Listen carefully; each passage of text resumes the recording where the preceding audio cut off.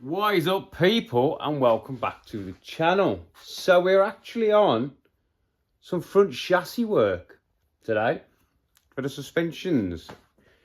So let me tell you where we've got to and what I think my plan is gonna be. So we look at the engine now.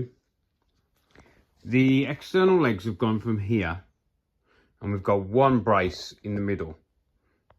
There we go, which is holding the engine square and true. Then I've taken these off and I've fully welded the tops and bottoms, so they ain't going to fall off. Do you know what I mean? I haven't done the inside, that'll just get covered in powder coat. So these have got to go on, but these will go on in a little bit once I've come up with the rest of my design. Now I think this is roughly what I'm going to go with. So I've got an 89.5 degree bend here, just shy of 90 degrees. Then I've got a 20 degree bend there, which is what's bringing it up. This might still come down a little bit more yet, because these have got to be notched into that bend. Do you know what I mean? So these are going to be on this corner going down to here, which is why I'm leaving them off at the moment, so I can perfectly fit them in a bit.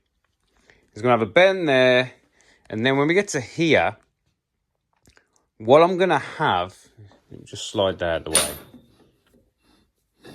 Very tight, these fittings. Is there's going to be a bar, not this one, but it's going to go into this corner, and it's going to stop about there somewhere, right in, the centralisation of that thing. Then this bar is going to notch into it, and that's going to give us aid to stop this flexing. Because I was trying to work out the best way of making it to minimise flex. So if I just come down to there, and then from there to the top of there, technically this bar could do this pivot on the top of that bend. Then I thought if I come up from here up to there and put a little bar in there, that would probably work. But you could find out that this would try and push that way. So if I put some thick wall from that corner straight down through to there, that braces this corner up to the cage itself. Do you know what I mean? That will add quite a substantial amount of strength to there. Then if we put that onto that tube, it's got to try and bend that tube, and we haven't finished yet. Do you know what I mean? Then there's going to be another bar which comes from a little bit higher up, which is going to swing around, come down to like on here somewhere. Maybe, yeah, hang on. So, it will land somewhere around the top of this bend, and then we'll probably have some sort of loop for the coilovers, or, something. I was going to bring this across for the top of the shocks, but I think it's just going to look a bit shit, if you know what I mean. So I've cut my bar, I've put my marks, because I've put a bar in. I've got another bent bar somewhere. That other bent there was in this side. And I've measured to the centre, which is this side of this ruler. Measured to the centre, got everything squared away. So basically, we should be able to bend a U, and it should just slide in those suspension points. Then I'll mark the suspension points like I did on... Shut up.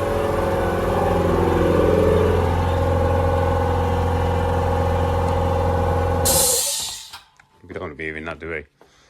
Then all I'll do is I'll mark the suspension points when I've got it where I want it. Because when I bent that down, it only pulled in like 5 mil. So we'll mark both of those together, slide it out, and we'll have to bend those two at the same time. I think it's 20 degrees. And then we can just bring it as much as we want if we feel like we fancy a bit of a change. But if we can get that made, then we'll make those, And then we can just keep notching it back and notching it back and notching it back until I get it to where I want it. And technically, once that's in, and those bits are back on, she's nearly a roller.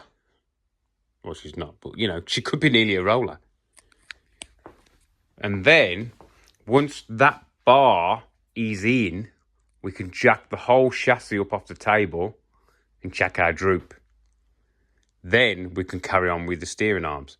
I mean, everything's got a mission to get to something else. It's like this.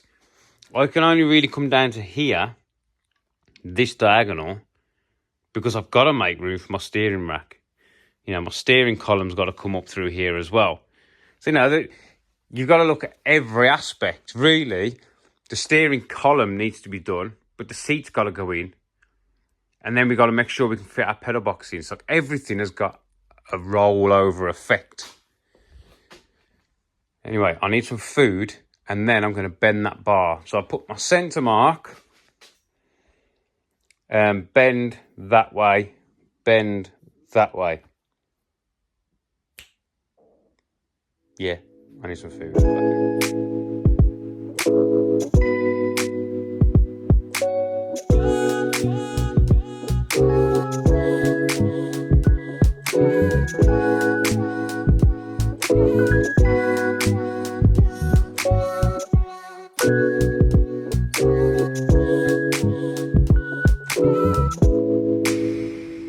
Right, people, we have our front bar in.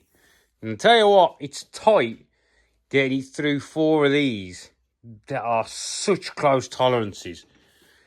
Now, I'm not going to lie, that's my 3rd attempt at making this bar.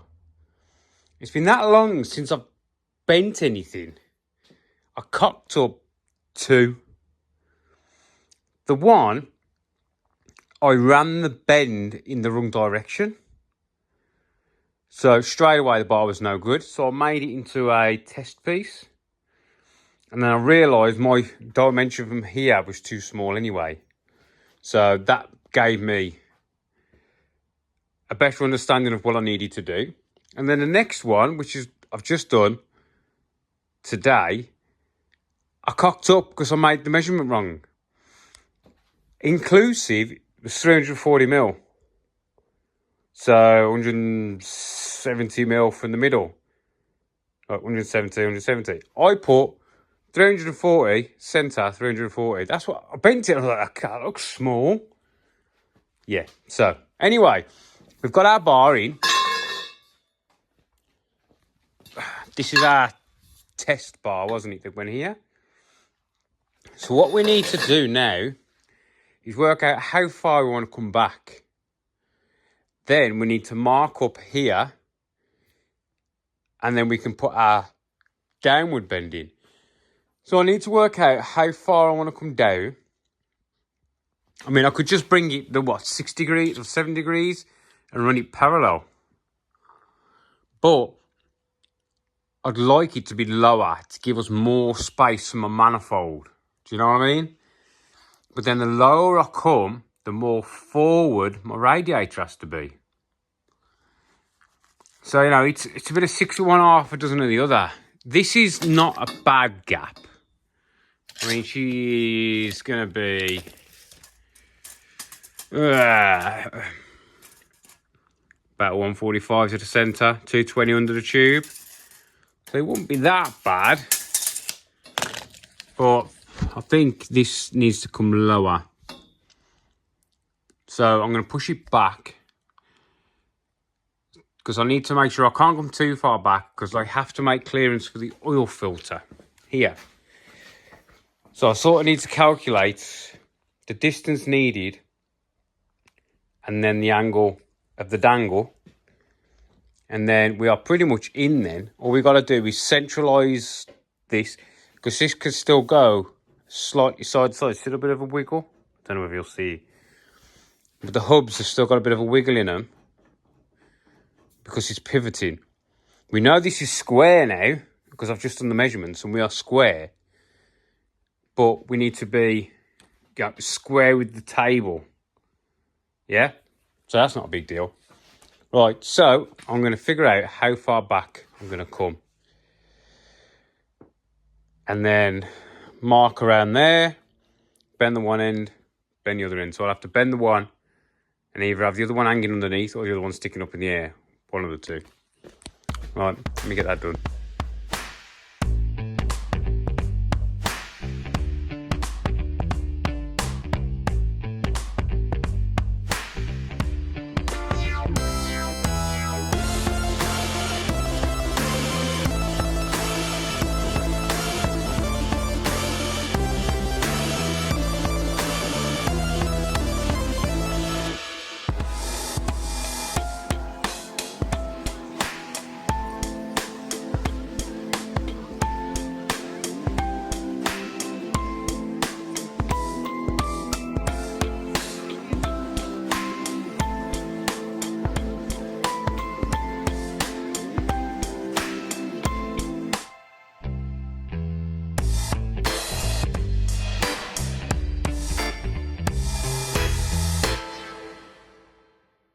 Right, so this is where we're at. We've got our bar through. We've got plenty sticking out. And we are square. Hang on. We're square with the front suspension holes. And we're square with the rear of the chassis still. Square with table. And that is 0 with the table.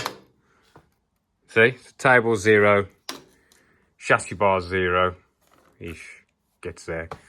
So now all I'm doing is cutting these in. I didn't cut any of these in because I needed the bar to be at its height. So I've started to cut that one in. We've still got around there. So this is still going to have to come down a couple of degrees. But a small amount will make quite a height difference, which is why we've still got...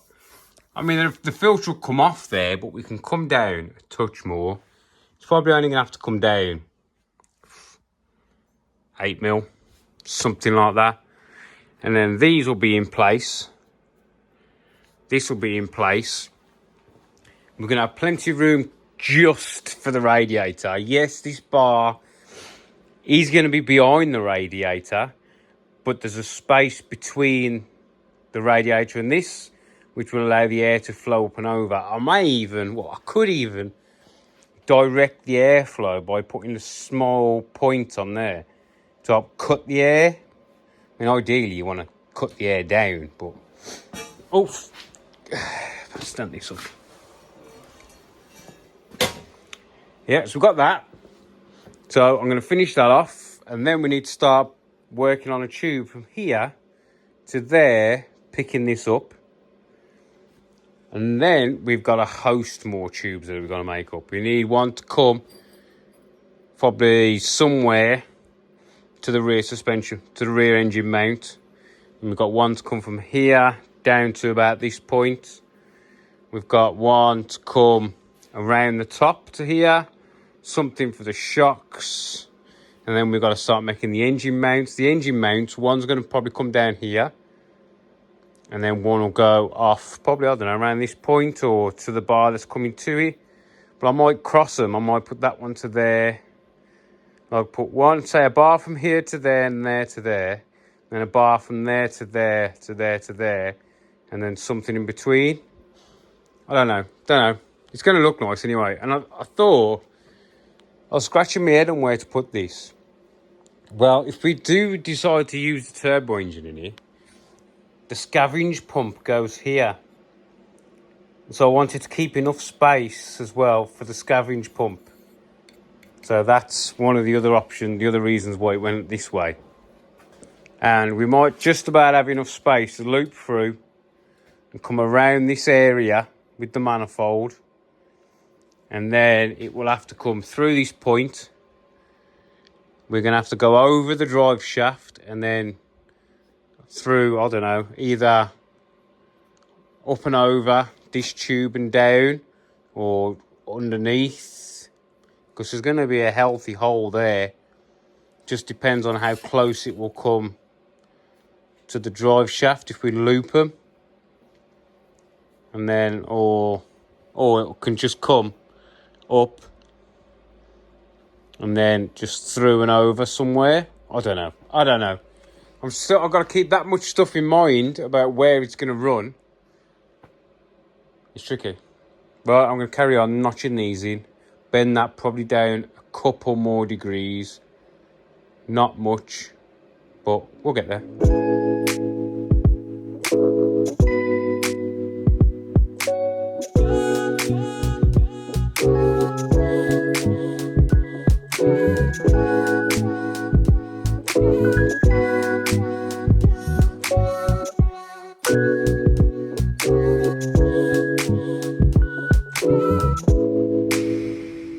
Right then, so this is the sort of design we are going with.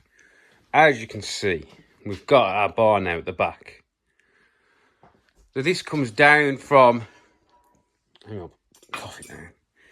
Main, you have to ignore that. My welder farted and stuck itself, so that's gonna have to come off. So we are coming down, following the door bar line, going down, small bend, and onto where these main parts of the chassis are all meeting together nicely in the middle, and we'll get a nice, good penetratory weld on there. I've got a chamfer on the inside, so we've got our weld prep, and that will get a nice weld, and it's tying that into the main. So we've got a nice triangle.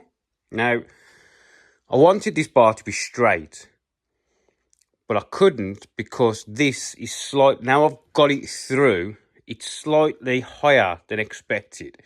So this tube, if you follow it down, would have been going to nowhere. And then if I raised this up to that corner, it still wouldn't have been where I wanted it to be. So I followed it onto the door bar so it will pass its load down the chassis.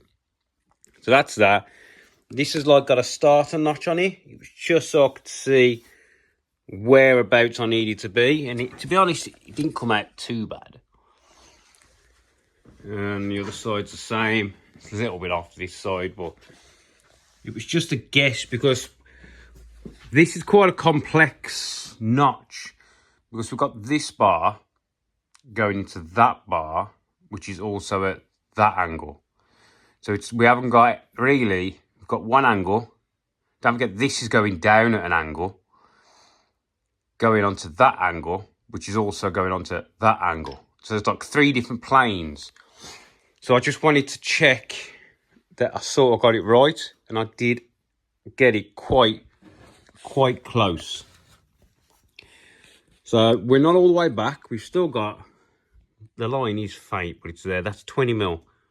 I think it's 19 on this side, 20 on that side. So this side does need an extra mil to bring it into square. So I went and got some new hole saws. I don't know how good they're going to be. I went to Screwfix today, and they're literally out of the Steric ones and the Milwaukee ones, and these are all I've got. It's like 20 quid for 4, so I thought, we'll give them a go. And then once this goes back that another 20 mil, these I started notching into place, and they will go there. They're not far off, but I've waited to finish them until this bar is in its home position. You know what I mean? Because anything's possible. Anything can move, or you think, I might need to address this situation before I move on to the next situation. But we are nearly there.